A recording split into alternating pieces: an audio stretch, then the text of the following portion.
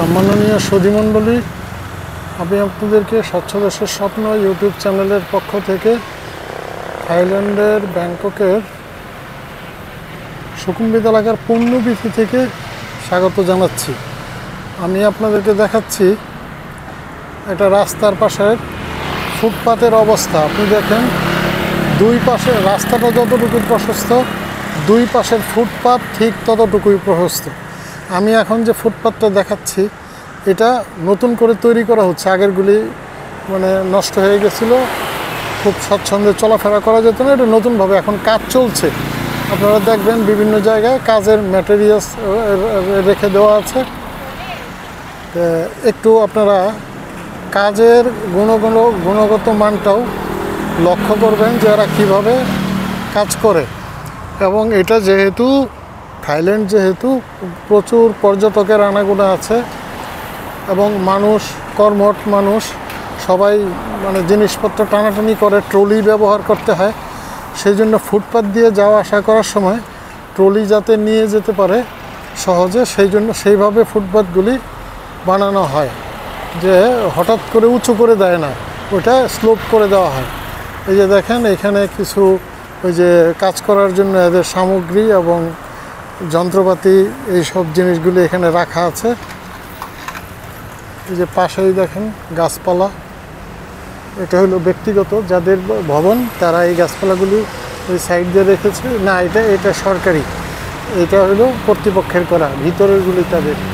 এই যে এখানে পানি দিচ্ছে গাছের মধ্যে।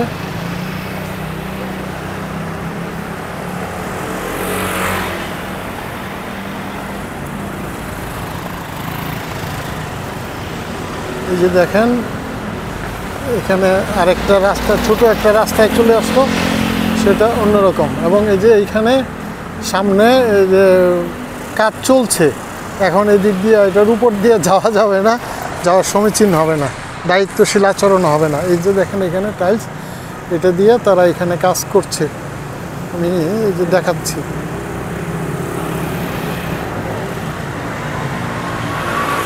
এরা প্রথম নিচে পাকা করে তারপরে অনেক মোটা করে সিমেন্ট দিয়ে তার উপরে টাইলস বসাচ্ছে। এই যে আপনারা এই যে দেখতে পারতেছেন যে এখানে নিচে কিন্তু পাকা করা,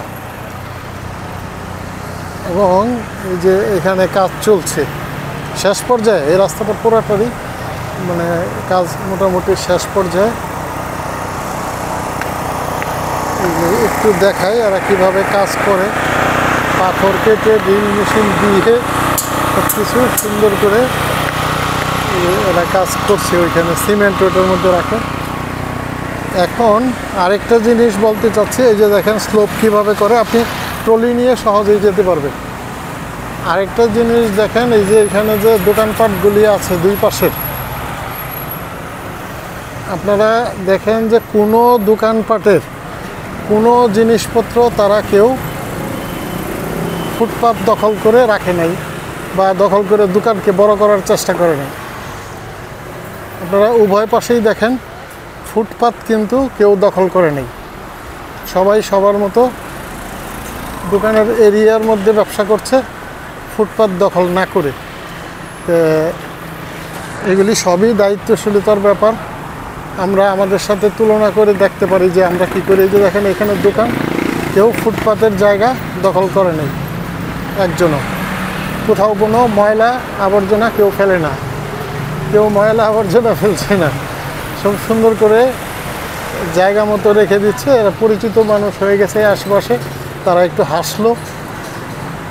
আপনাকে আমরাও যদি আমাদের ফুটপাত দখল না করি, নিজেদের জায়গার মধ্যেই আমরা থাকি, তাহলে মানুষের চলাচল নির্বিঘ্ন হবে এবং আমাদেরও দায়িত্বশীলতার পরিচয় দেওয়া হবে। এবং ময়লাও যদি নির্দিষ্ট জায়গায় ফেলি তাহলে সেটাও দায়িত্বশীলতার পরিচয় দেওয়া হবে। এই আশাবাদ ব্যক্ত করে সবাইকে ধন্যবাদ জানিয়ে এখান থেকে শেষ করছি। ধন্যবাদ।